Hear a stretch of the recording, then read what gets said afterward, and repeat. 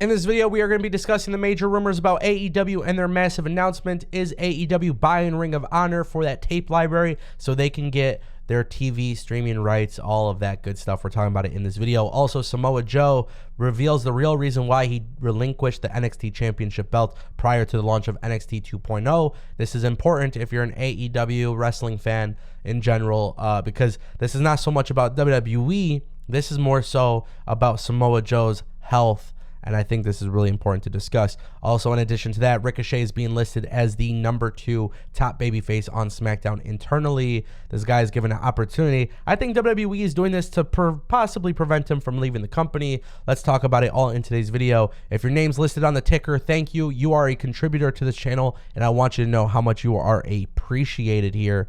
Ricochet, WWE PW Insider is reporting that Ricochet is listed #2 internally as a top babyface for WWE SmackDown, and I'm truthfully really happy about this because I feel like Ricochet, despite the fact that he doesn't have the promo skills to impress me, this guy is one of the best wrestlers in the world. I think Ricochet is absolutely incredible, and I think there's a lot of ways to fix this whole thing of, you know, not being able to cut a promo type of thing, because I think deep down inside, Ricochet, he might even be able to cut a promo. He just hasn't been given this opportunity, and I think that's something that we need to discuss. Opportunities come and go, but the opportunities you get, you got to take advantage of, and Ricochet is now being given an opportunity to carry the flag as a top babyface. Mike Johnson's report here is very interesting because I have noticed that there has been a lot of attention to Ricochet lately. I believe if WWE is smart, Roman Reigns retains the belt after Mania. Throughout the next year, he'll need challengers for that title, and I think Ricochet as a babyface could very well be built up. You don't have to rush anything. Give him some good wins, give him some good storylines. Hell, Finn Balor just defeated Damian Priest for the United States Championship belt last night on Raw. Sami Zayn's going to need some opponents for the Intercontinental Championship. It's time that WWE starts putting some focus on those mid-card belts. This way they could start building towards credible opponents for Roman Reigns and Brock Lesnar and whoever is a world champion in WWE. But nonetheless, I'm actually happy for Ricochet. I loved his work as Prince Puma and Lucha Underground. I have said time and time again, if WWE wanted, they can literally replicate that same story, that same character. They can do something like that with Ricochet.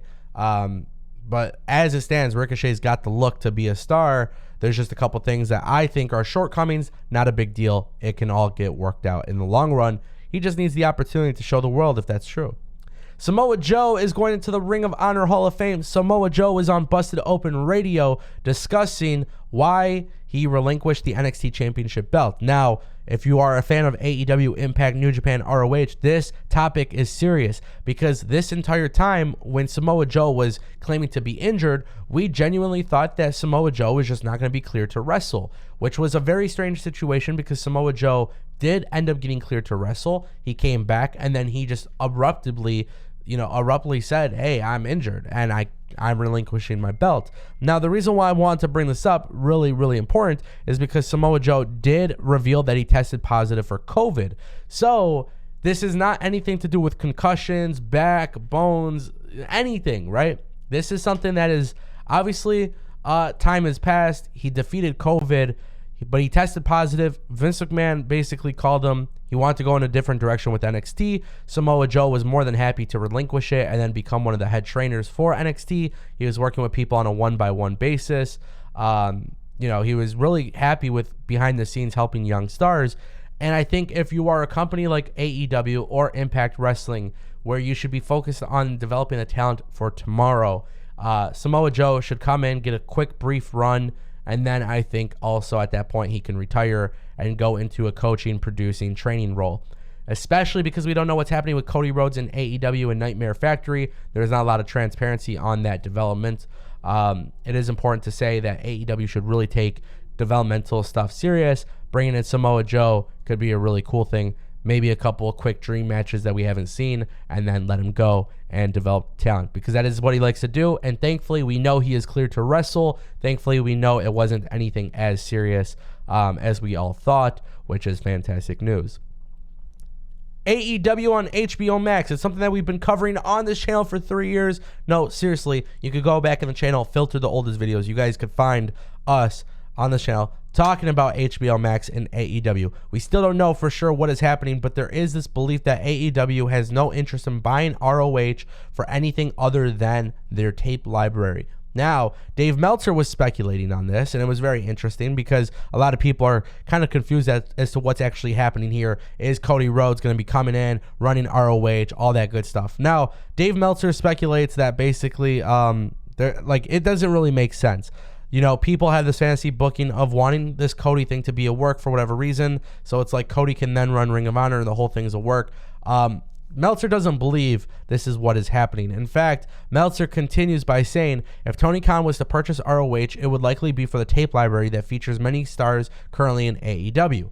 Now, this is something that we've talked about for a while. There's always been interest there. Now, before AEW even signed television deal with TBS or TNT, we talked about it on this channel that AEW is going to be looking into the streaming business because the streaming business is where the most money is at. This is why WWE is also very, very successful. Now, keep in mind, when it comes to streaming rights, it does not logically make sense for AEW to have a TV deal right now with Warner Media and then not be on their television deal.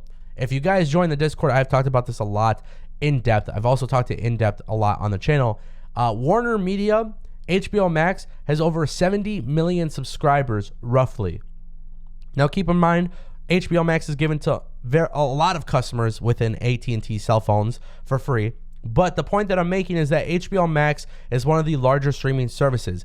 HBO Max at this time does not have an emphasis on sports. Now, 3 years ago, I discussed on this channel how HBO Max was looking into getting into sports. Now, to build that tape library, it doesn't really make sense for AEW to start their own streaming platform. The technology to run it does not necessarily make sense for AEW. But what I can see happening, and what I believe will happen, kind of goes with what Meltzer is saying now about the TV deal with ROH and like the streaming stuff. I believe that this massive announcement could go many ways, right? But I believe it is important for people to know that right now, when it comes to HBO Max, there is a situation where HBO Max benefits greatly from having AEW content on that application, as well as Ring of Honor. I also believe HBO Max will make a move for other sports. Obviously, Paramount Plus and Peacock, they have, soccer, football, whatever you want to say. They have American football, they have basketball. Then you have Disney, which has Hulu, and then, of course, it has ESPN Plus. HBO Max, the one thing that one of the shortcomings for HBO Max currently is that it doesn't have a sports library, and there is this belief that HBO Max will start to get that. That is going to be the direction they get. Now, is this going to be AEW's massive announcement? I have no idea. Tony Khan, the rumors don't leak for stuff like this. The WrestleMania main events and all that stuff, those get leaked 6 years prior to the actual main event, but when it comes to AEW stuff, these announcements don't really get leaked. We'll see what happens. Let me know what you guys think in the comment section down below, and I'll see you next time. Peace.